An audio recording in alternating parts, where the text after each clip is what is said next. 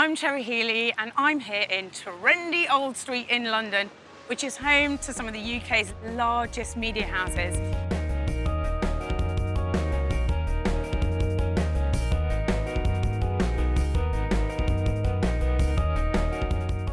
With Onken, I've gathered some expert journalists and editors to answer your real questions. I'm really excited to be working with Onken and their real report because I think it really taps into what modern women are really talking about. We're a bit fed up with all these false images and messages that seem to saturate media nowadays. We want to be spoken to honestly and truthfully. You've sent your questions in via Onken's Facebook page and now it's my job to grill the experts.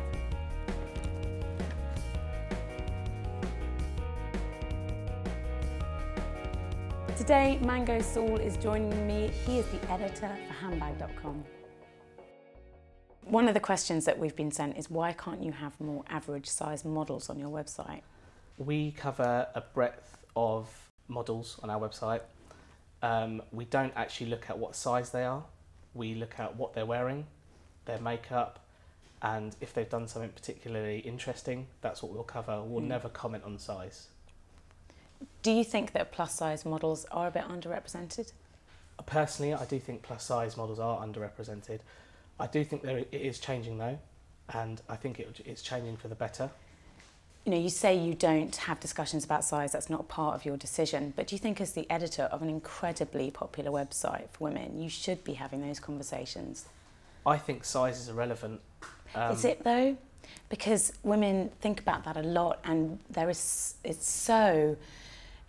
at the moment it favours really, really skinny women so much. Do you think that you could actually influence that in quite a significant way? In terms of handbag, what we try and do is we want to empower women and we want women to be healthy, not necessarily skinny. So we will encourage healthy eating, exercising. I found it really surprising in Onken's real report that 75% of women want airbrushing banned. Do you think we'll ever live in a world where it doesn't exist?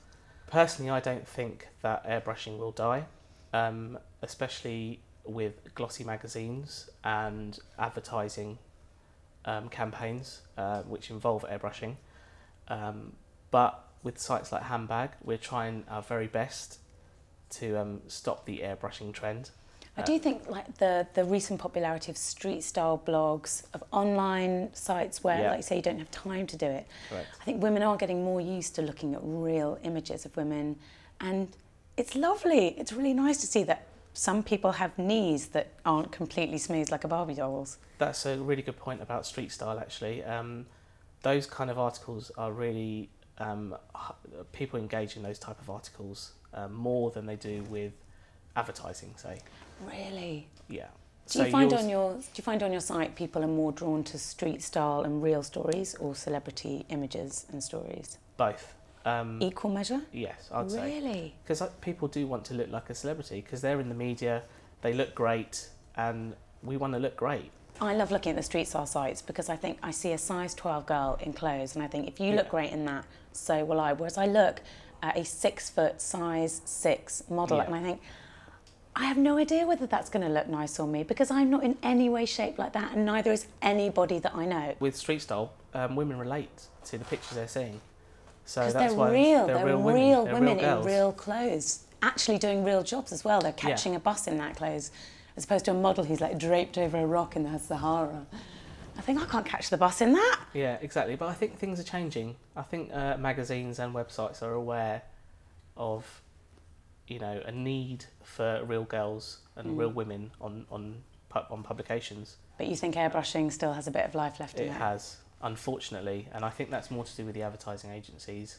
Interesting. And the high-end glossy magazines. Many thanks to Mango Saul, editor of handbag.com, for popping in to answer our questions. For more real answers, visit Onken's Facebook page, Onken Dairy.